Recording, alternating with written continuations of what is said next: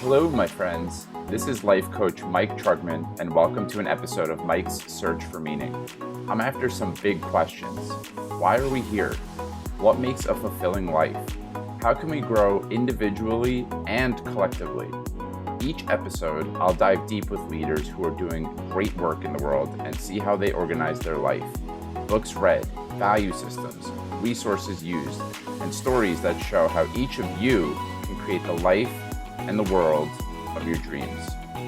Jen, Cody, welcome back. Welcome back to the show. We're going to do a little bit differently this time. Yeah?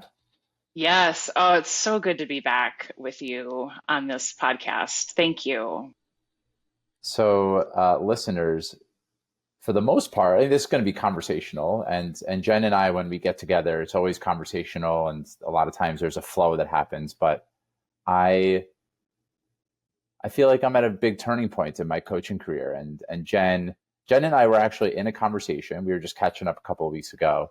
And I shared something with her. And she said, you know what? As a result of you sharing that with me, I think we should do a podcast together. So here we are. Yeah, and I want to actually add a little bit about this backstory. So Mike, you and I were on just like a normal catch-up friend call, and we were chatting, and you started sharing your recent experience about coaching, as well as some of your journey to get to the place where you are today, I'll say in this moment of your life. And when you started talking about it, your eyes lit up. I felt your energy expand on the call, and you were fired up. And I had this thought in my head, which I eventually ended up sharing with you. And I said, your podcast, Mike, is about Mike's search for meaning. And you found meaning. And we got to share this with your listeners. This is part of your own journey and what you're, giving out to the world. And so that's how this came together and unfolded, is us coming back together on your podcast and this being more conversational about what has shown up for you Yeah. recently. So let's get into it. What happened, what transpired, and maybe I'll give a little bit of background first. I think being a father lit a fire in me around how do I want to show up as a professional. And I've put a lot of energy into who am I as a coach and who am I as a person. And recently, I actually invested a lot of money in working with a business coach for this very reason. I've just felt there's been this big pull and fire in me around building a coaching practice. And there's also been, I felt really challenged in doing so, kind of really lost, honestly, about how do I build a coaching practice, and really just over and over again ruminating, who am I as a coach? Why am I a coach? What is my special sauce? What am I bringing to this field? And in working, it's a mastermind group that I'm in. So I'm one of 7 people that are enrolled in this program, and it's 6 different modules. And the first module is around purpose. And so I've really been deeply in reflection around what is my purpose, and really answering these questions that I posed here. Who am I as a person? Who am I as a coach? What do I stand for? What's my mission? What's my life about? And there have been lots of beautiful ways to get there. Like I envisioned my own funeral, and I had 4 different people speaking at my funeral, and got really visually attuned to what specifically are they saying? What are the qualities that I want to embody? I have also written here 5 qualities they're called essence words. And you can't see them on video. Now you can. So it's connection, integrity, love, presence, and play, which I was sharing with you, Jen. But the thing that I got on fire about, the thing that I'm really on fire about, is my mission statement, which I had been ruminating on for quite a bit of time, really working hard and efforting on figuring it out. And I was in a meditation, finally just relaxing into the question, like, what's my mission? What's my purpose? Instead of trying so hard to figure it out. And then it clicked for me. It just clicked for me that my mission is to illuminate the truth of the human experience and inspire open-hearted leadership. And as those words came together in my meditation, I then couldn't stop thinking. My body was like on fire, just thinking about that the rest of the meditation. I don't know how much longer there was in that meditation, 5 minutes, 10 minutes, but it just kept ringing over and over again in my head, and my body was on fire. I illuminate the truth of the human experience and inspire open-hearted leadership. And what a powerful Wow. thing to stand. And I've said it out loud, I don't know how many times now, but I still get on fire saying it out loud. Yeah. I feel like I just have to say this back to you because when you shared this with me a couple weeks ago when I first heard it, I got full body goosebumps. My body lit up from this, I'll call it mission statement. And not only does it resonate with you, obviously, like I can feel it in your core when you Hmm. say it, but it also resonated with something deeply within me as well. So let me say this back to you because this is, I just feel like a very powerful mission statement. And I feel this full body alignment come into you when you say it. Like there is no questioning, you're not wavering on this. And I can feel an emergence, a space for an emergence of who you are when you say this. So the statement, the mission statement, again, I almost want to say like a mission purpose. It's not even just a statement. I feel like it's got so much more power to it than this, calling it a statement. But I illuminate the truth of the human experience and inspire open-hearted leadership. Tell me, I'm thinking about breaking this down in just a minute, but hearing that back, what shows up for you? Hmm. What's your experience? Yeah, there's the clarity. When you say it back to me, I'm like, yes, it's Hmm. crystal clear. Yes. It's crisp. And we can get into like why those words are lined up the way that they are and what specifically that means to me. But I think it's something that I've been so curious about for such a long time that I haven't been able to put words to. And you know that experience where I don't know, sometimes you read a book and you're like, oh my God, this person, they just get me. Like I've never had the language for it, but this person just gets me. They just get it. Yeah. When you say it back to me, that's kind of the realization that I've been having around this mission statement is Hmm.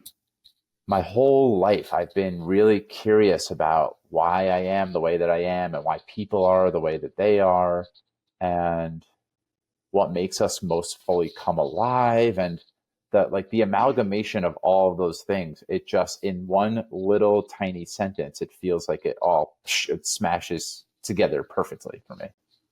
Wow. Wow. And as you were just sharing that piece, is a couple questions come to mind, and I'm really thinking about which one I want to dive into first. I feel like there is maybe a story behind how you got here to the words or the verbiage. I don't know if that feels important to share, and maybe not. Maybe it's just what you said about this maybe combination of events and moments in your life to get to this place of meditation where those words are really clear. But is there anything else that you want to share about the story or the journey of how you got to this statement that Mm. feels appropriate? Well, the first thing that's coming up is the word illuminate is a very intentional word. And Hmm. I have a coffee mug that's out in my kitchen somewhere over there that says be the light. And be the light is something that's meaningful to me. It was a gift from my soon to be brother in law. By the time this episode is released, he will be my brother in law. Actually, my sister's getting married next weekend. So that's another exciting thing that's happening in my life. Just Yeah. as, if not more exciting than my mission statement. And I just remember I got that gift a few years ago now when my soon to be brother in law gave me that be the light mug. That word light meant something to me. That light it can be someone that's bringing joy, like lightness, peacefulness into someone's life. It can also be someone who's shining a light on a dark corner. Like I really care about people in marginalized populations too, and people that don't get the attention that I believe that they deserve. So illuminate is, light and illuminate. Hmm.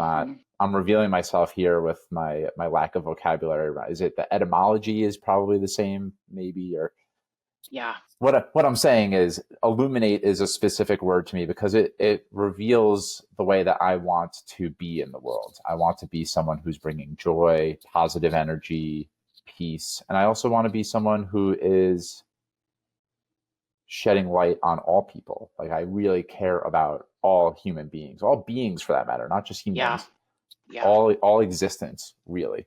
Yeah. So that's just briefly about illuminate. Yeah.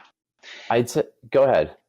Yeah, I didn't want to interrupt, but just to say something before you continue on is there's what I am sensing is this inclusivity. When you say Yes. illuminate, it's like the sun. The sun shines and illuminates regardless of who is on the planet and what is happening, right? It is always there. And that's what I'm feeling from you as you talk about this, right? Boom. You said it better than I could have said it. That's exactly it. It's it Yeah, like the sun and the inclusivity that is the sun. The sun doesn't choose where the light goes. It just is. It just it is light. just is. Oh, yes. Yeah. Yeah. So the truth of the human experience, we could spend the entire rest of the conversation just talking about what this means, but one particular origin story. I don't know if I've shared this with you before, Jen, but I just remember, I don't know how old I was, but I was very little, still very much making maps of what my reality is and why do people act the way that they do, and deeply in curiosity around that. So let's just say I was 8 years old. I was watching television with my dad. Maybe other people were there, but I remember having the conversation with my dad. And in the middle of any TV program that you watch, what are there? There are commercials. There's all sorts of attention grabbing, people selling you things, and what I perceived as very manipulative. Mm. And even as an 8 year old, I remember thinking, and I asked my dad, why are these companies all saying that they're the best? They're lying to us. Every company thinks that they're the best company. Why are they lying to us?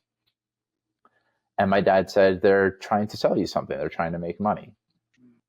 Not as, I don't know if he was saying it as a justification necessarily or a write off as that's just the way things are. But I think over time, I started to get less and less curious about what the truth was, but and just accepted reality as people are trying to sell you things. Can be Yes. really slimy. Yeah. Uh, but what I was always in touch with when I asked that question before all of my conditioning was piled on top of me, what I was always in touch with was people are good and people are honest. And there's just something core to me that feels really true. And I think that if you asked the average person what is the truth of the human experience, it would be Hmm. so beaten out of them that they wouldn't know where to begin. But because as a result of a lot of the work that I've been doing on myself in the last handful of years, I think I've been reclaiming the truth of the human experience is that when we are taking good care of our bodies, when we feel connected, when we feel like we belong, when we are in community with others, I think that the human body fundamentally wants to be a force for good and Yeah. thinks beyond the self, thinks beyond Yes. the like, oh, I just need to make good money and have a nice house and shelter and need to protect myself because the world is really dangerous. I'm not saying that taking protective measures is unnecessary, but rather I believe at our core that humans are fucking extraordinary Yeah. and that Yeah. we want to like we think if only dot dot dot we had all the money, we had all the safety, we had the fame, all the things that we dream of, then I would make a positive contribution, then I would Yeah. pursue my purpose, I Yeah. would go donate my time and energy to a cause that is meaningful to me. And I believe that that is buried within every single person, that actually the thing that's covering the truth is just conditioning and crap. Yeah. Yeah. So when I say that I illuminate the truth of the human experience, I'm really helping people just get back to their essence, that we are inherently good and want to be of service to other people. Yeah. And what I'm also hearing, so there's this level of helping to illuminate someone's essence and get back to who they are. Yes. And I feel like in order to do that, we have to know ourselves as well, so we can be the light and the guide and the illumination for others. And so I also hear you defining, aligning with, discovering, knowing might be a good word, the truth of your own experience. This is the journey, right? This is Mike's search for meaning. This is like, you go in and you're exploring your relationship too with self, which feels very defined in this mission statement, mission purpose. And then you're able to, um, God, what is the word? Like express or be that as you show up as a coach, a dad, a human, a husband, a son, right? Mm, All those mm, facets, a friend in your life. I illuminate the truth of the human experience. And yeah. what I also hear in that, what I'm saying is, I illuminate the truth of my experience, right? My world, my essence. Yeah. Yeah, what I'm really connected to as a human, so that I can connect you, whoever the you is that you're with, they have that opportunity to light up their own being in your Yes. presence. My gosh. And this feels actually, I've shared this many times publicly before, but I think it's important to share, if only briefly today, that part of the reason this feels so important to me is because I haven't felt permission to be a lot of myself, let alone all of myself, Yeah. for a lot of my life. And that I, before doing a lot of work, felt really scared showing people who I was, that Yeah. it was terrifying to show people that I was awkward and scared, and that I really feared being boring, and that I never thought of myself as a creative or entrepreneurial person who could pursue his dreams. That felt totally unrealistic and far reaching for me. Yeah. And yeah, I don't think that it takes, I really don't believe at all that it takes an extraordinary person or someone who was born a certain way to live an extraordinary life. That, yes, LeBron James is, he was born a certain way and he had a constitution that allowed him to be an elite basketball player, and that I was never going to be LeBron James. But I also didn't have to be resigned to be someone who just was getting by and thought, yeah, this life is good enough right now. And Yeah. who am I? Who am I to dream bigger and dare to take risks and go after what I want in my life? And that there's so much aliveness in uncovering that. And so Yeah. one of the reasons that the truth of the human experience is so important to me is because I felt so disconnected from the truth of my own experience, which is what you were pointing to, that now I'm Yeah. getting more and more connected to the truth of my experience too. Yeah. Yeah. Yeah. And I mean, I don't want to speak for your listeners or whoever's watching this, but I feel like that is the journey that we're all on in Yes. some level, in some capacity, right? The limitations that keep us small or in fear or hidden or, not comfortable or safe, to step out and be ourselves, and maybe it's not even a stepping out, it's just a becoming, it's an allowing, it's an emerging of who we are, and to be able to stand in that place of who we are and say, I'm here, right? Mm. This is what I have to offer. That is incredibly powerful.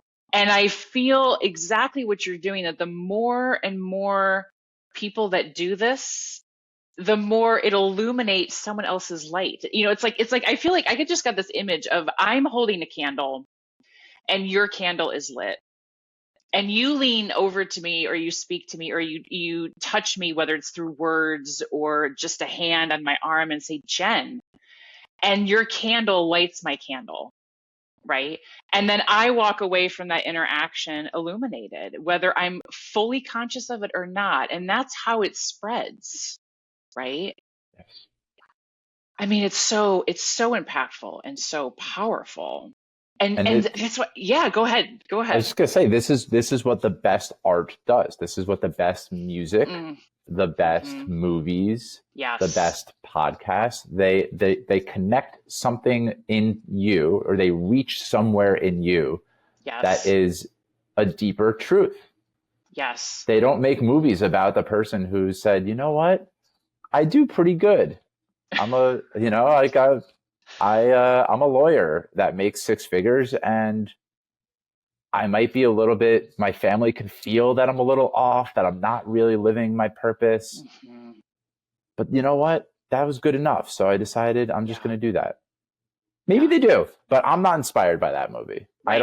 I haven't seen that movie. Maybe there is a movie like that. So I don't want to speak too broadly, but the movies that connect for me Yes. are the ones where people go, yeah, there's something more. What is that? And Yeah. they follow that, and then it leads to some other beautiful mystery, and then I don't, what does that mean? And it just keeps on going and going and going. So I find life to be much more generative that way. That's at least my truth. Yes. I love that. I love it. And we haven't, the truth. I love that word, the truth of the human experience. It has also, to share something just very maybe quickly and slightly about myself. I mean, I feel 100% aligned with being a truth seeker, whether it's in Mm-hmm. how I communicate, my integrity, how I show up, how I live my relationships, what's important to me. Honoring who I am is also truth, right? Mm-hmm. Versus doing something that actually doesn't feel quite right, but I follow that. That's not totally being in truth and alignment. And that word has its own power. Like I mean, we're just at the very first part of this statement, right? There is a whole backstory and a power within the illuminate. I illuminate. And then if we just take the truth, we're talking about the truth. We're not here to deny or to reject or to do anything limiting here forward. We're in truth. And that I feel can't be questioned or like how do you go up against someone's truth? You don't. It just is. There's a power in that. Like yeah, and a solidness in the truth. It's like undeniable.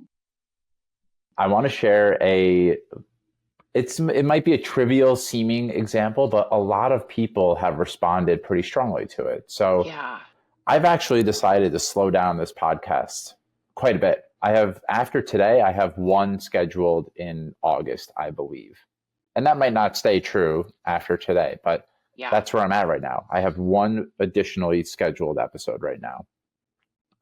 And as fate would have it, as I decided to slow down recording podcasts, I've had a lot more inbound than I did when I was just cranking them out once a week and saying yes to a lot of people. So some of these have been pretty warm. It's not just cold outreaches for the podcast. Some of them have been warm introductions from people I know, love, and trust. Introduced me and said, hey, this would be a great guest for your show. Yeah. And my truth in that moment, in these moments, has been, if I haven't researched you or come across you before today, right now I'm really in the practice of only inviting people onto this podcast that I've been seeking to have on the show. Yeah. So you seem like you'd be a great guest, but for now I'm not taking on any new guests. And it's been so empowering to, like, that's a small way Yeah. of speaking truth. Or another one that this is one that people do all the time, including myself. When you take more than a day or so to respond to someone's email or text message Yeah. saying, I'm so sorry for the delay in my response. How often is that actually true? And we say we're sorry for the delay in our response. It's Yep. probably not a very large amount of the time. We're probably doing something that felt more individually important to us. Yeah. So the truth for me has been, instead of saying sorry for the delay in my response, thank you for your patience in my response. Yes. Yep. Simple, little tiny tweak. Yes. So Absolutely. this is reminding me of, and I have not come close to this extreme, but a woman by the name of Martha Beck. She's Oprah's life coach, and she's one of the most famous coaches in the world, as far as I know. She did an integrity cleanse, I think is what she called it. For a year, she spoke the truth. Yeah. Only the truth. Yeah. And she had an alarm on her phone, or something that was buzzing her, and every single time it would go boop, boop, boop, she would have to say what the truth was for her in that moment. Wow. Including, this conversation is really boring me. I don't know if I want to be friends with you anymore. Wow. Whatever the truth was, she had to say the truth. And she said the most amazing thing happened. I ruined almost every single relationship in my life, except for the ones that I was meant to have. Wow.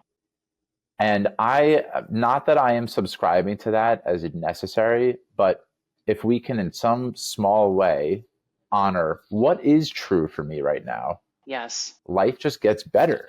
Yes. I really believe that. Yes. It might get a little bit harder. It probably does get a little bit harder, more challenging, more uncomfortable. Of course, those things come with a more fulfilling and truer life. But then you also aren't saying yes to a bunch of crap that you don't want to say yes to. Totally. Totally. And you're way more in alignment with who you are. You're not pleasing someone else, right? Or pacifying a situation, or trying to make nice or not, or whatever. I mean, you just are. I mean, there's so much in the power of the truth. And there is an ownership in your story that you talked about where she owned her truth. I mean, I don't even know if it was like a conscious ownership. It just was. I mean, when we speak our truth, it just is. But there is an ownership in that, right? Yeah. Like this is my truth right now. This is honest, right? Yeah. There's a realness and a genuineness in the story that you just told, to say, this is really boring for me, or I'm not actually enjoying my friendship with you right now.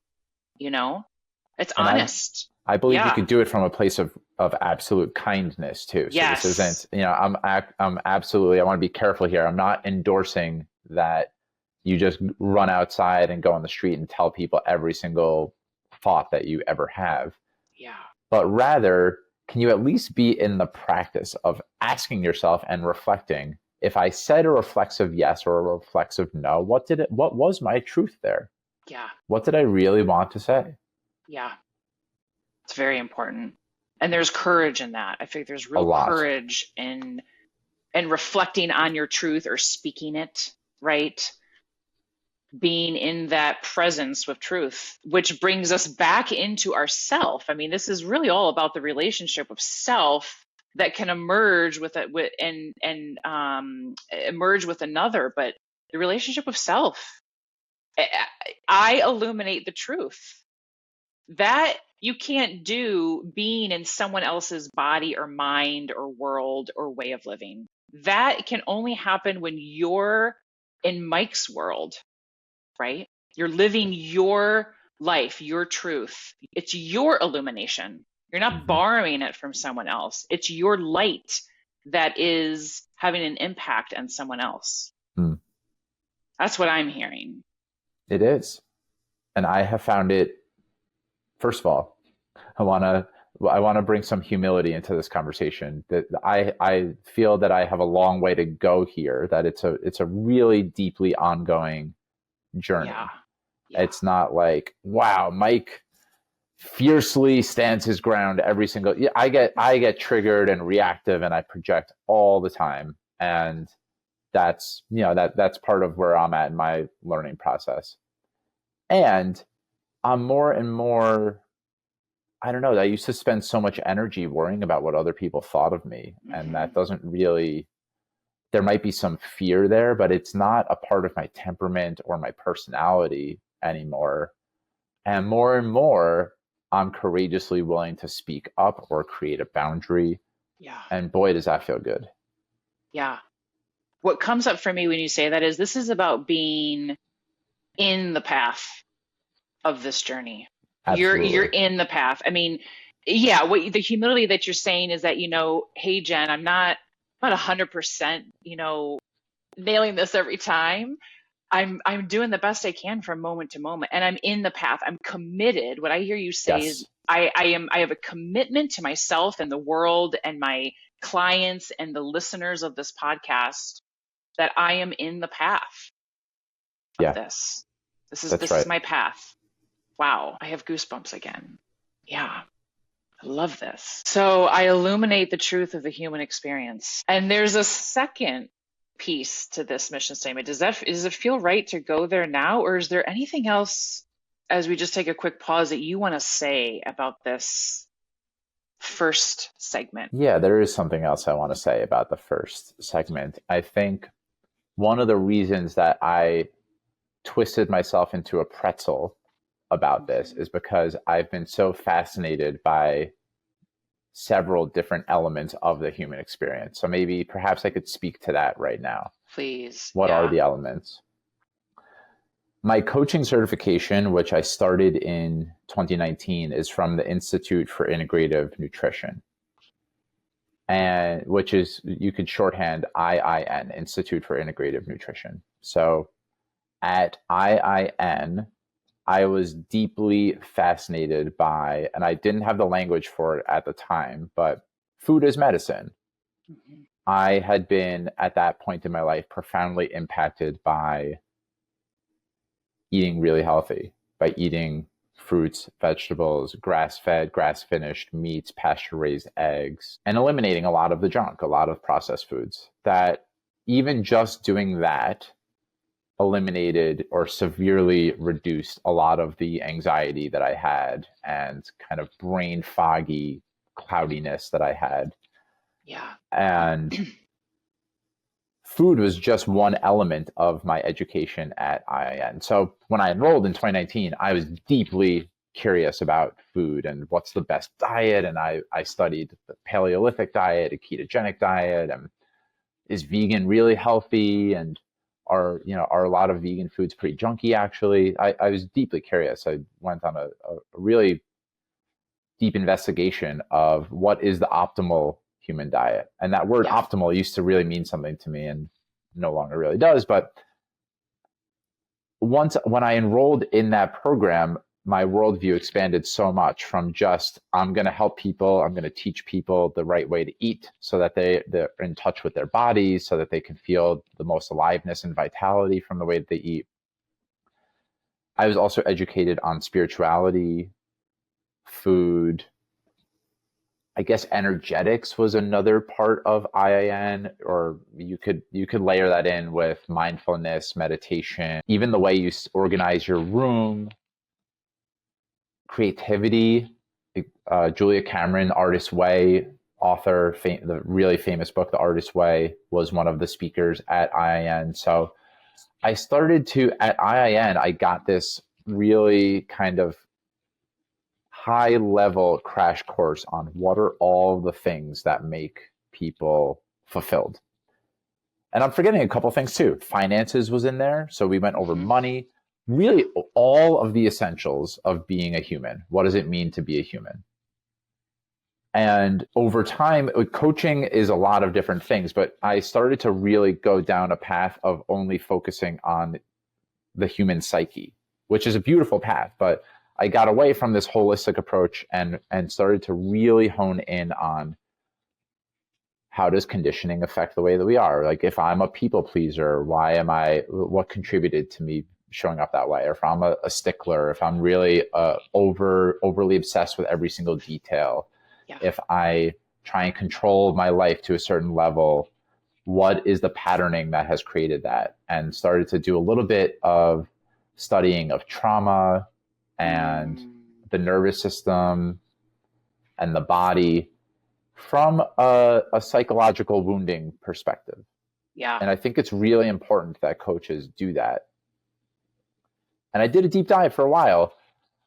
And I mean, I'm trying to smash together 4 or 5 years of stuff into a 5-minute soundbite here, but I'm bringing all this up with a tie-in to the truth of the human experience, because I've kind of zigzagged all over the place around what are the different things that contribute to our well-being and aliveness as people.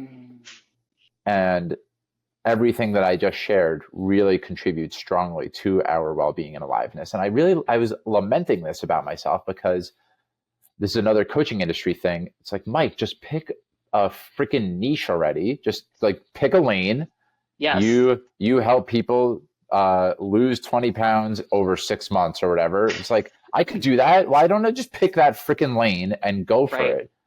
And the reason I didn't is because I felt called to something. This is why this mission statement is, I think, clicking so deeply for me. It's like, it's not true. That's not true. I would feel good doing that, but it doesn't feel at my core like that's what I want to do. I'm not helping people lose weight. Right. I don't want to just help people get a better job that pays more. Yep. And so it's like, what was I curious about? All of those things. What was I really curious about? What was that exploration about?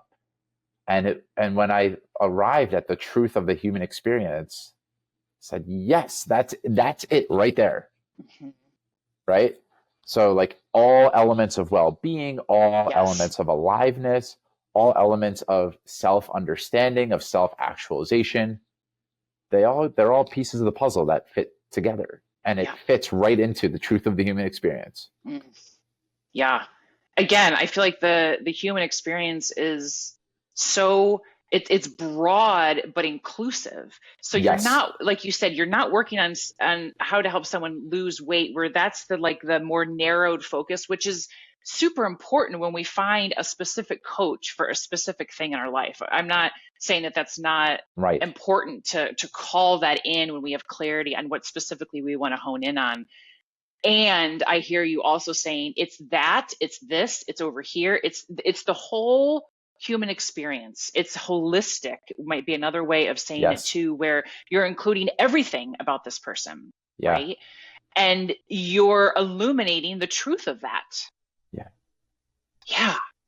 I love this. And I've seen people get healing from leaning on their community. I've seen people get lots of healing from writing. I've seen people get lots of healing from just doing inner work and examining more closely their thought patterns and beliefs. I've seen diet be really healing for people. I've seen movement practices be really healing for people. And the truth of the matter is, the truth of the human experience is, it's widely and wildly different for every single person. Yeah. So being able to have a more total, holistic, and robust understanding is really helpful, instead of just picking one lane and saying, this is your path to inner freedom and this is your path to living a really deeply aligned and fulfilling life. It doesn't quite work that way. We are comprised of so many different things. And I've also, I mentioned spirituality quickly. A lot of people in a hyper individual, at least in the US, a hyper individual culture, a lot of people get a large amount of healing. You too, Jen, by the way, I know this about you, by being immersed in communities where people are exploring bigger questions than just who am I as a person, but rather like, what is the meaning of all existence? What can explain this kind of mystical, wonderful world that we live in? And they are all just, they're pieces of the puzzle. If you're not watching on YouTube right now, I'm just kind of merging my hands together. These seemingly disparate parts of the human experience all, I think, interlock with each other. And if you're missing any of them, you're probably not going to feel the deepest level of fulfillment that's possible. And so, and it's amazing that this little tiny sentence stem, for me, it encompasses that for me. It might not be the right thing for another person, but when I say I illuminate the truth of the human experience, I just wanted to give more color about what that means. Yeah. And what I feel that your specialty, I'll say, or that your purpose in coaching is to make space for all of that that you just said, right? Yeah.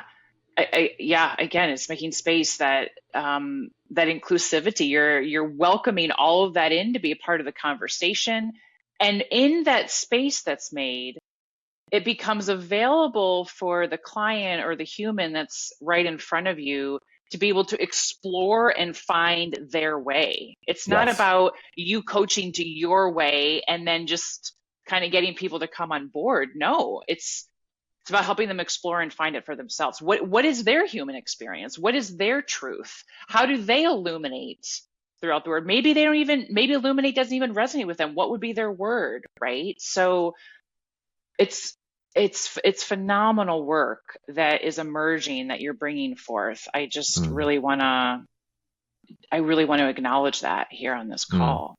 mm. Yeah, Thank you, Jen. appreciate it. Yeah. Yeah. So now we can move on to the next part. Okay, so wow. So this God, the first was just so powerful. I mean, I can't even imagine what we're going to talk about here forward.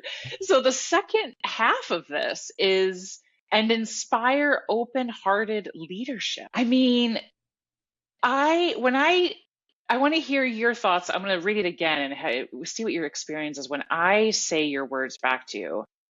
And my hand is on my heart. It just kind of went there and inspire open-hearted leadership. I mean, how often are we not living, but living and leading from our heart? Hmm. This is what touches me. And I also resonate with this second half of it because it's also my journey too with coaching. So I mean, I'm like all in on this mission statement. So when I say to you, Mike, and inspire open-hearted leadership, tell me what resonates for you? What comes up for you when you hear your own words? Mm. Well, leadership is something that in the first 40 minutes we actually haven't touched on, but is something that I'm really drawn to. And the dynamism, the multiplicity, the various ways that people can be leaders. This is another thing that was a big pain point for me. So perhaps I could share a little bit more about my story here with regard to leadership. I was always a very shy and quiet kid. But I think if you interviewed my friends at various different points of my life, they would still echo something which was really surprising to me when I started to do this for feedback for the first time. They would still echo that I was a leader, that I exuded Hmm. kindness, for example, as a way to model leadership, or that I marched to the beat of my own drum, that I didn't only conform to the crowd, that I did that even when I wasn't being super intentional about it, that I was following my own inner leadership. And I think, leadership is one of, if you look at executives at organizations or really any individual, most of us by the time, if we're parents, if we're partners, we're modeling leadership in some way or another. It's Yeah. this all encompassing word about how do we take responsibility for our lives and for our impact on other people. And that's something that's really important to me. Mm, Taking responsibility for our lives and for our impact on other people. yeah. And there's all sorts of amazing work if we get into the open-hearted component of it, and we'll probably dance back and forth. There's a reason that the work of, say, Brene Brown and Simon Sinek Yep. is getting so popular. It's been popular for quite some time, but is getting even more and even more Yeah. popular around vulnerability, Hmm. around candor. Authenticity is a really big buzzword now. Yep. And people say it's overused because it's something that we've been deprived of for a really long time, that the antiquated model of leadership was keep your stuff close to the vest, don't reveal any chinks in the armor, Yeah. don't ever look vulnerable, don't ever give away any sign of weakness or that you don't have Right. the answer. And there seems to be an evolution of our consciousness that is calling forth from us. We want to feel connected to people, Yes. Yes. especially leaders. Right. We can relate to them, right? Yes, we can So relate to them. vulnerability has become from you are weak to actually there is strength And in courage. leadership. Yes, it's encouraged now. Yes. Yeah, it's encourage and it models courage. And it It's models courage. Yes. it really does. So I that was another one of those moments when I started to hear Brene Brown's work, that insight that I was talking about, when you read a book and you go, oh my God, this person's articulating the thing that it makes Yeah. so much sense. I can't believe I've been walking around my whole life thinking that leadership meant I needed to be perfect, Yes. that I needed to have all the answers, that I needed to have things figured out. Yep. Wow, what a weight lifted off my shoulders, that what's being called forth from leaders now is vulnerability, authenticity. Yeah. Those feel essential to who I am. That's real Yes. easy. I mean, it's not easy. I don't want to write it off as easy, but it feels like a much better option than Yes. trying to put on a show that I've got Yep. all my stuff together and that I've got all the answers. Yeah. It's a real new paradigm of how we show up in the world. I agree. Huge. Yeah. And so that's what, when I look at leadership, I think it's really important. That's another lever that I think is really important to pull on, is that we want our leaders, the ones who have the loudest megaphones, who can reach the most people. If they are reifying toxic, outdated behaviors, then what's being modeled for us is, well, that's what I have to do too, then, I guess. Right. Can't show someone that I had a bad day, or that I'm really having trouble at home, or whatever actually is going on in your life. And there's still a lot of that in the world, but we're getting better and better. So yeah, and that, to bring it back to open-hearted, there's lots of different ways that you could describe. I could have said authentic leadership. I could have said sincere, whatever. There's lots of different ways, but to me, open-hearted, as I just breathe with that for a second, there's something really connecting about someone who's being really open-hearted. I mean, just think about a moment where you said something that maybe was tender, or you were scared to say, and like, how would you describe someone who received it well? One of the most all-encompassing ways that I would describe it is open-heartedly. Mm-hmm. They received it. Yeah. And they didn't make it bad. They didn't, oh, you should do this thing to make it go away. They're just able to be there with you and receive that. Yeah. And if they did make a suggestion, it was from a place of kindness and not trying to fix. Yeah. I hear the word, like, just a real genuineness when we're open-hearted. We're not protecting, we're not covering anything, we're not being fake. There's a real genuine that can be expressed, and being open-hearted, and we're leading with heart. That to me is what your phrase is. And when I think of open-hearted, we're leading with heart. Yeah. We're not necessarily leading with our brain or the mind or what we think we should be doing or another part. We're leading with our heart. And how it's impossible for love to not be expressed in that way. Yeah. And I know love and leadership and, may or may not go together from the old paradigm of looking at things, but I don't mean like falling in love with someone. I just mean that is the place that we come from, that we are rooted in, and that is the foundation of how we're expressing ourselves, is from love, right? Yeah. From being open-hearted, from that, from just that place of being open. I mean, we could even just talk about being open, and then what does hearted mean? But yeah, together it's very powerful.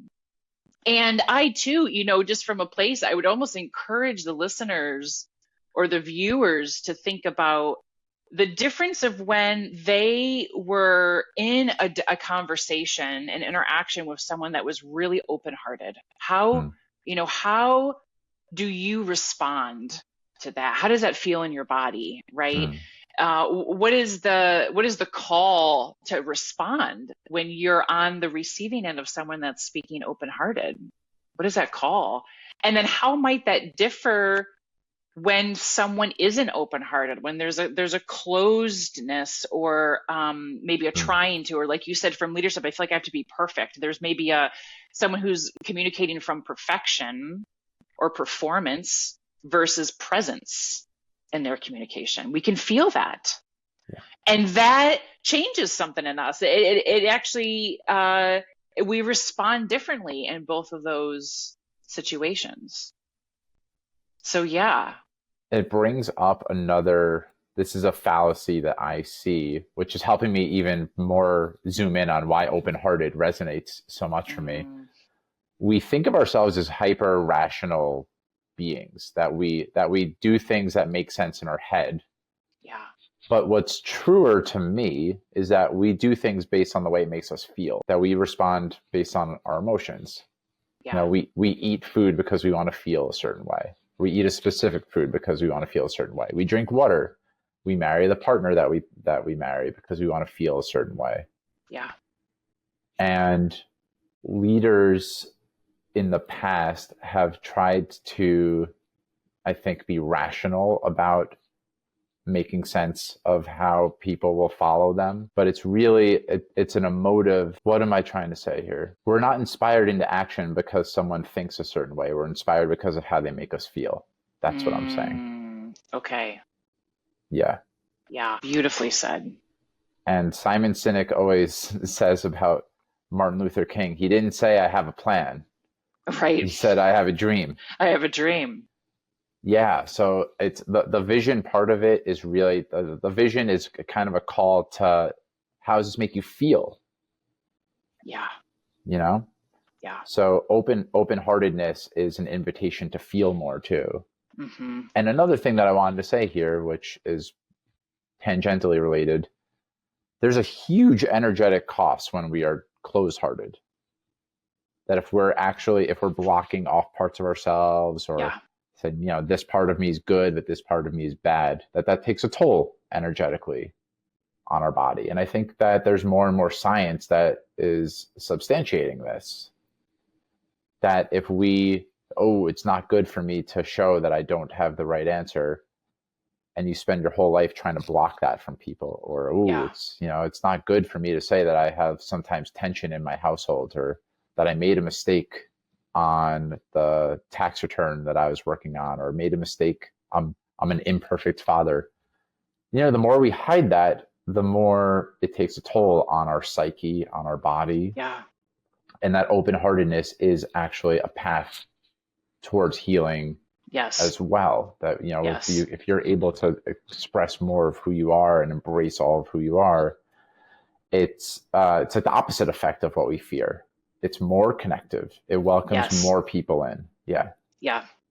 I love it. It's more connected. It welcomes more people in, right? Yeah. It's not closed. It's open. It's open.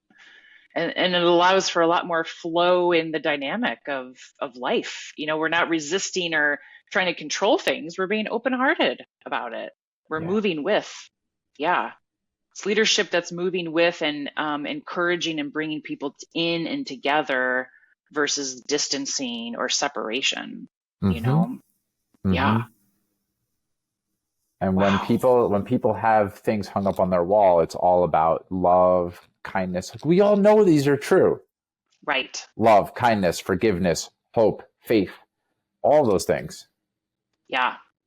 There's no one's got the bumper sticker or the thing on the wall that says this, I did it this way, so you're going to do it this way too. Right. Like that's not a human truth. That's not open-hearted leadership. Right. And I'm also, now you just said it, but I was actually thinking right before this, there is now a connection between truth in the beginning of your statement to open-hearted leadership, open-hearted and truth. I mean, you can't be closed off and be speaking your truth or be in truth. Mm-hmm. I mean, this whole statement just goes together. It does. I got this, it's like these two gears that have been like kind of churning for a while, and then they just clicked in, right? That's how this statement feels. Like it's just, the whole thing supports itself. It does. Yeah. It really does. And there's just so many countless stories and realizations that people have when they do decide to open their heart. I don't want to dismiss that it can be incredibly painful to do so at first. Yeah. And it just opens up so much more in your life that I imagine that the deathbed regrets that most people have are regrets of omission. That I didn't live with my heart as open. I didn't follow my truth. Yeah. I didn't start the business I wanted to. I didn't start the blog or write the book, or at least make a chance. I didn't reach out to my friends and family enough. And open-heartedness leans on, or is an invitation to, do all those things. on a regular basis so that you're not lying on your deathbed and thinking about what could have been. Yeah, exactly. Exactly. And that type of leadership that you just spoke to that resonates with your statement is the type of leadership that people will follow, that will respect, will honor, right? That's the type of leadership that I feel like we need more in this world. More CEOs, more founders, more people that are cultivating this to create this more and more, because it can't be done just, we know this, with just you as a coach going out there with your mission statement, an N of one. It's got to be a collective agreement or a commitment to this too. Yeah. So, and hopefully it creates ripples and waves, just like you're talking about with the light, the candles. They make contact with each other, and then someone listens to this, and even if it's just a handful of people who listen to this and go, wow, he's speaking to something that it's clicking for me. That's how change really can happen. It's a ripple of this affected one person that affected one other person, or affected 10 that then affected another 10, and really beautiful multipliers can happen from that. Yeah, which is awesome. Awesome. Which is the reason to do what you're doing, aka we're going to call it coaching now, but this is your inspiration. This is the reason why you're doing this. And if there's ever a tough day or a day that you're questioning this path that you're in, you have this place, I'll call it, this purpose, this mission statement that brings you right back to why you're here. Yeah. And as I said, well, I was just going to say, as I say it out loud too, I can connect with, speaking of the way that we're motivated by feeling and not thought. Yep. There's all sorts of data that luckily I've accumulated now of times where I've helped a client get that insight, and they're, wait, I can make that speech that I've always been scared of doing. Right. Oh, I can go say that to that person. I can say the thing I really wanted to say, even though I've been really terrified of conflict. Yeah. And the way that people light up when that happens. Yeah. It's the best. It's the best. It's those moments, little or big, of the ahas that get lit up in people. And that's the lighting of the candle and passing the candle to the next, right? And no wonder this lights you up. I mean, no wonder when we were talking a couple of weeks ago, I felt so much from you as you were describing this. Yeah. I illuminate the truth of the human experience and inspire open-hearted leadership. So good. So good. And I want to say it's something bigger than me. Like I don't know if it came from me or if it came from something bigger than me, but that's what's so powerful about it, is that it's so much bigger than Mike Krugman. Yeah. Which I love. So what stones are left unturned over here, Jen? What ground haven't we covered? What other curiosities you got for me? I have some thoughts. So one thing that I want to unturn, if we haven't done enough of already, and then I actually want to go into maybe just coaching in general, but you had said in the very beginning about how when you relaxed into this in your meditation, that this statement just came to you, right? And you had been, I don't remember your exact words, but you had just really been kind of maybe pushing on it or trying to make it happen or whatever, up until this point in this space of meditation where you just relaxed into it. Is there anything that feels important to share about that experience for you? Going from maybe something more maybe pushing or maybe trying to control, oh, what is this? I got to figure this out, energy, to just relaxing into. Anything more you want to say about that? Yeah. Well, this could be a good on-ramp into surrender and trust, which are two words that have been really challenging for me. Yeah. So there's a way that for most of my life that if I ask a question, the purpose of the question isn't to just ask the question and to sit with the question. The purpose is I need an answer right now. Yes. So when I ask something like, who am I? My brain goes, I'm nice, I'm generous, like it starts saying all these different things. And it takes, for me at least, it takes a lot of training to be able to differentiate when it's coming from my brain and when I'm Yes. overthinking it, and when it's coming from a truer, deeper, quieter, more still place. Yeah. And I guess for me, I've just gotten so used to asking the question and seeing my mind go crazy over it that I've gotten pretty well practiced at, okay, well, my mind is going to do this thing. Let's let my mind do this thing. And over time, let's just relax. Let's just ask the question and almost intentionally not get an answer. Yeah. Let's just go, who am I? Yeah. And yes, thank you, mind, for saying all these beautiful qualities that I have in the world. And let's just see if we can go still for a little bit. And a lot of times I do this unsuccessfully, and my mind keeps going for the whole time. And I've learned to just be with that and accept that as it is. And sometimes I ask, who am I? And or whatever the question is, why am I a coach? What's the best next move for me? Should I leave accounting? Whatever it is. And nothing happens. And I'm getting, I think, more and more okay with that being the case. That part of surrender and trust is actually asking the question without an expectation of an answer. Exactly. That's the whole thing of surrender.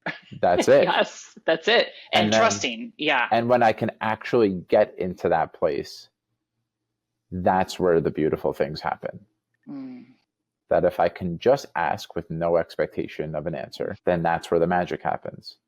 That's how this mission statement became unfolded, is in that place.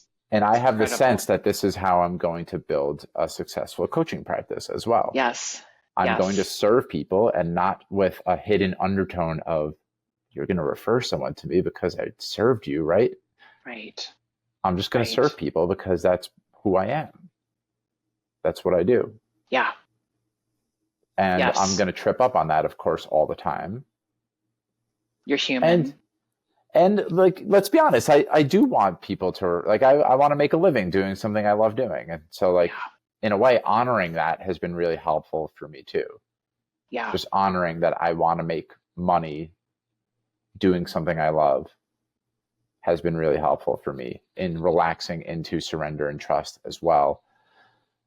But this is an ongoing journey. As we're talking about leadership as needing to have really clearly defined answers, and another big part of my conditioning, I think the education system plus being in accounting very much rewards people that are in the practice of getting good answers, not just in the practice of asking good questions. Right. So there's a lot of unlearning to do around those specific things, right? Around how I was educated and how I've been trained professionally for most of my career. Yeah. Yeah. And so that, it's a really beautiful question that you asked me, Jen. I think that I'm continuing to lean more and more into, can I just ask the question and not expect there to be an answer? Yeah. And that's, you could start to call that, being connected to God or the universe or spirit, that there's a much quieter, truer place in me and within me and beyond me that is communicating stuff to me all the time. Yes. That's another separate conversation though. Yeah. And to add to that, or just to mirror back what you've already been saying, is that then as you ask the question, and let's say that there isn't an immediate answer that presents itself, to then lean into the trust that it will come. Yes. Maybe when you're cooking dinner, you're walking with your son or your wife or whatever that moment is, or it's in a meditation, that inspiration, that answer, that calling comes, and it's like, there it is, right? Yeah. And what a more easeful way of living. I often have to remind myself of this too. Yeah. To live in that space versus the constant pressure or the anxiety of, oh, I didn't get an answer, I have to decide right now, what is this? And we're just in it, which doesn't really allow the space for the trust and the surrender and the information to come, the larger information that's ready to serve us. Can come when we're more in those moments of ease. Yeah. Right? Yes. Yeah. And I think another portion of this that's been helpful for me is just more and more get in the practice of not trying to figure things out. And one way to do that is by taking action, actually. Mm-hmm. So actually getting out there in the world and experimenting with things and being able to use that as data for me, which doesn't sound like surrender and trust as much, but I've just spent so much of my life over analyzing, thinking things through. And when I just go out and try something, I'm just going to try this meditation for 7 days and see what happens. Or I'm going to, reach out to 5 different people over the course of the week and leave them a voice note and see how, what happens. And taking a really experimenter's mindset into doing is another kind of way to tap into surrender and trust. Yeah, I love this. It sparks a question that's along this line, but will take us into a conversation about coaching for you. Let me ask the question and then see if there's anything more we want to maybe tie up around the surrender and trust. But what I was hearing you say is like this place of service that really calls to you to be doing this work. And there is a surrender and trust in the service, and that either people will refer or that the clients, the work that you want to do will come to you, right? And that this isn't at your core driven by a financial, that's not what's driving you. It's nice to be able to be independently, financially secure, but what's driving you is this purpose, this mission statement, and what you're called to do here in service. Yeah. And so, I'm just so curious about what drew you to coaching specifically, because we can show up in service in so many ways in our life. What was it about coaching specifically that called to you? I think the really easy answer is the way that I have personally been impacted by coaching. Yeah. That one of the first fundamentally large career shifts that I made was as a result of working with a life coach. That I felt incredibly lost in the beginning of 2019 in January. And in just 3 months of working with a life coach, started a blog and enrolled for a coaching certification at the Institute for Integrative Nutrition. That felt mind-boggling to me. I was incredibly lost. And in 3 months, at the time, those were huge deals for me. I was so terrified of what people would think of me if I started an Instagram account and a blog. And I had very little belief that I would ever be able to build a business or get paid to do something I loved like that. But there was a deeper knowing in me that was accessed because I worked with a coach. And I've on and off worked. There have been a couple of dry spells where I didn't work with a coach, but by and large, and totally consecutively for the last 3.5 years, I have worked with a coach. So it's really only short bouts that I haven't. And my life continues to transform and change in all sorts of beautiful ways. So the first reason is because I have been deeply impacted by coaching. Yeah. The second reason, this is a very Americanized version, but have you ever heard of the concept of ikigai? Actually, no. It's a Japanese concept, and I think it loosely translates in English to reason for being. And the Americanized way to make reason for, it's a very capitalist way to look at reason for being, but it's the overlap of what you're good at, what you love doing, and what people pay you to do. Yeah. Yep. Coaching just feels like such a perfect expression of that. Like people really feel safe being their true selves with me. Yeah. I love getting to see. It's a sacred, beautiful thing when people share their full selves with me. Yes. I'm laughing right now because I'm having this thought where I would never say I enjoy watching people cry. I don't like seeing people in pain. But on some level, I cherish that I'm the person that someone would share those moments with. That I'm the type of person that people can share that with. Yeah. And I love seeing people work on themselves. and that like Totally. I can be a vessel for transformation and change in someone's life and people's lives is beyond what I could make up as meaningful and impactful in my head. It just feels right. So I think the way that I found my way into that is by working with coaches and seeing, wow, this is really powerful. And now I've had the experience of providing that for other people whose lives have across the board improved. And I don't think this is because of Mike Trugman necessarily. It's something bigger than me, but yeah, I have a specific set of gifts and now tools that I've really cultivated and Hmm. grown that help people create more of what they want in their life. And I get something out of that. Like I really do. I personally enjoy doing that. And the Yeah. challenge of it too, the craft of it. I'm in the midst right now. This is something we haven't spoken about today, but I'm in the midst of doing a 50 coaching conversation challenge, which is exactly what it sounds like. I'm coaching 50 different people for an hour and really just refining my craft. And Mm. while there are parts of me that really hope that this turns into paying clients, that hasn't been true yet. I've done 6 of the 50 calls and I really get something out of it. I Yeah. love seeing the way people light up when they have, even if it's an insight that that parts of me go, that wasn't that big of an insight. Pretty much by and large, people leave a session going, wow, man, thank you for that. It's like Yeah. I really learned. I never thought of it that way. And like that feels a little bit like a crack hit to me.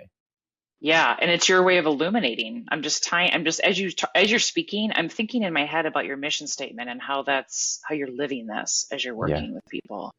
Mm. And the other thing that came for me too is when emotion flows, like when someone cries with you in a session, that's the open-heartedness. That's the Yes. vulnerability, right? That's the release of something that has been held in the body, the brain, and the heart is saying, yes, let's let this flow.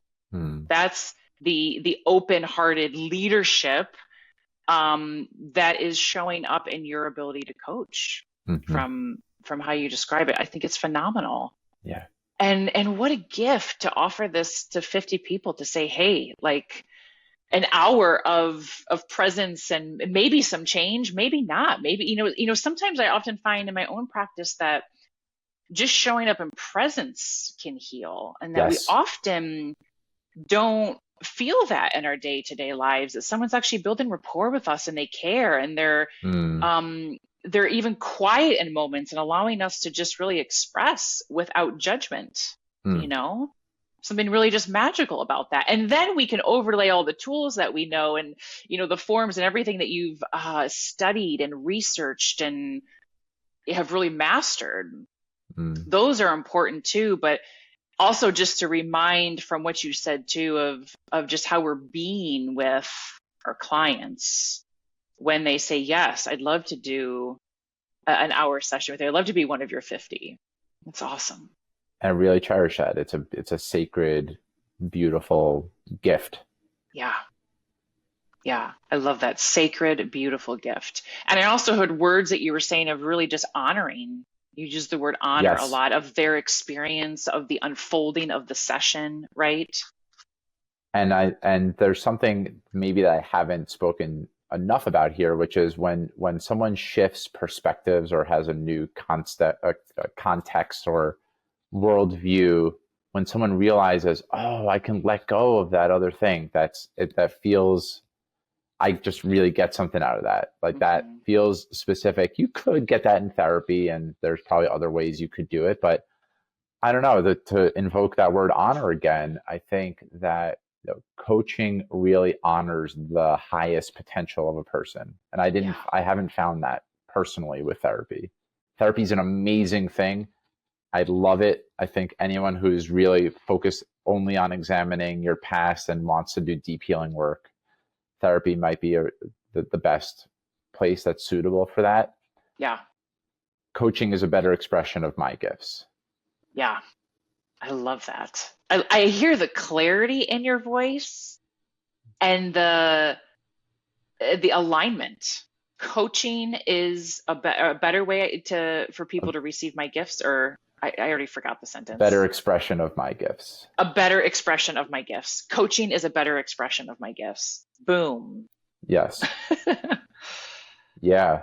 And I think, Oh, like I think some of the people that I would like to have that impact on, which frankly I haven't had enough of the impact on yet, is like when you have that impact that we're talking about that coaching can have on, yeah. say, activists or other change makers, entrepreneurs, there's a really big ripple effect that that can have. Or Yeah. leaders, executive coaching, right? Like Yeah.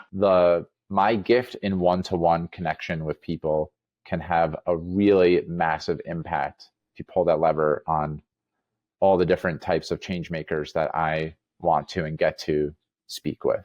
Yeah. Yeah.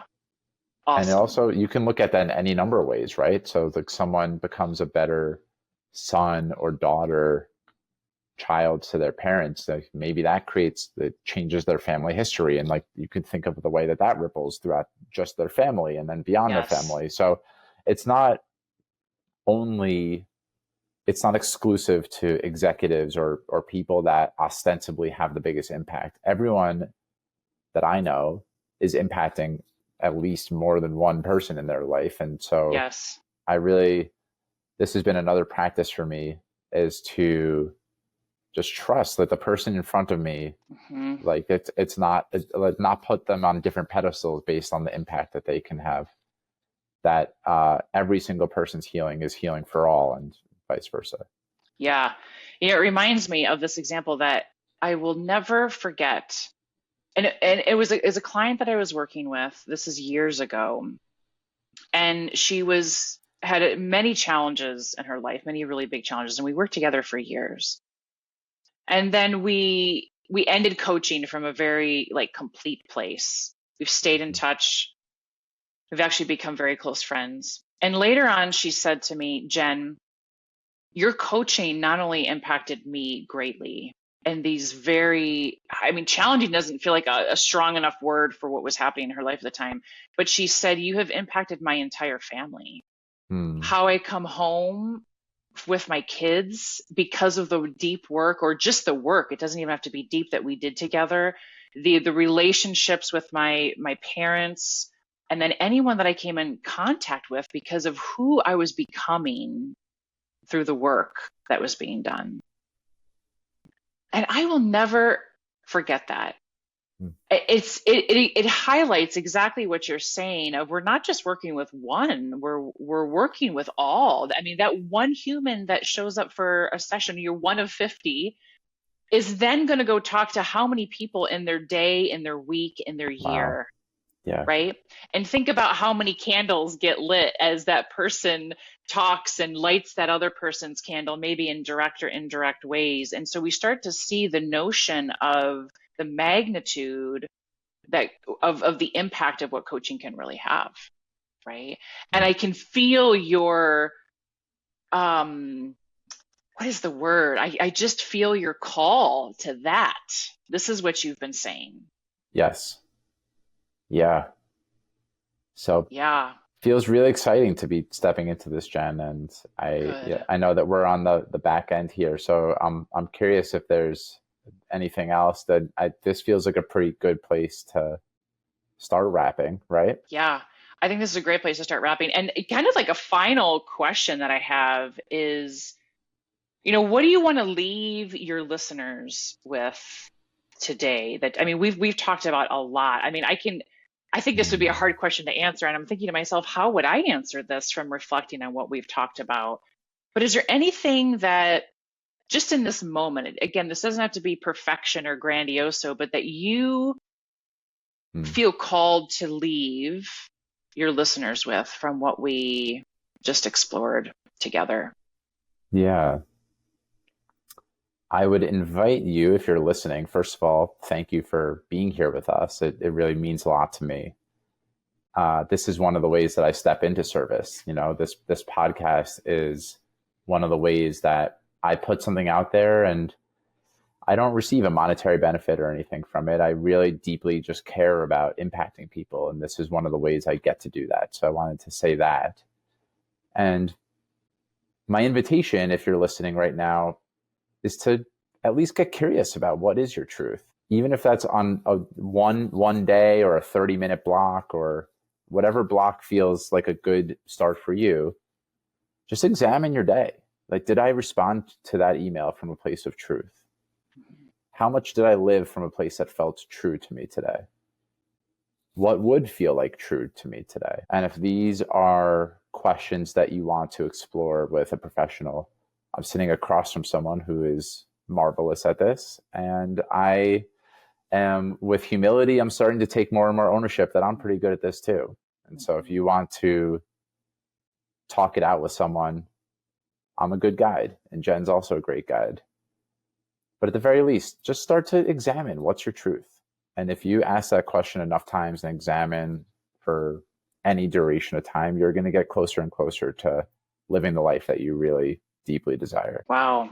Thank you. And this has definitely been a podcast of truth speaking. This feels very genuine and heart opening, and illuminating, to use all the words that we've been in this conversation. So thank you for that. I feel like, Mike, you are an example already for the mission statement. Like, this podcast is a mirror and an emanation of your mission statement that's already happening as we're talking.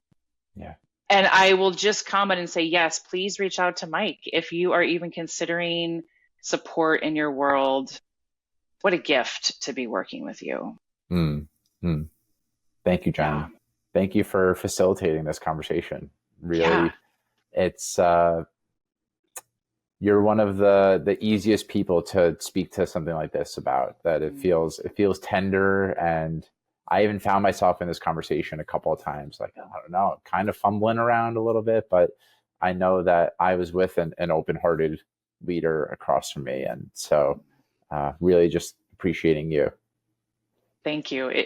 My pleasure, and what an honor to be here to serve you, to be with you on this path. So thank you so much. Thank you, everyone, for listening. Wishing you a beautiful rest of your day or evening, and with a wide open heart, sending lots of love. Thank you so much for taking time out of your day to listen to Mike's Search for Meaning. If you enjoyed it, please subscribe, share this episode with your friends, and leave a review. I look forward to seeing you next time, my friends. And until then, stay safe, stay well, and keep living with purpose. Peace.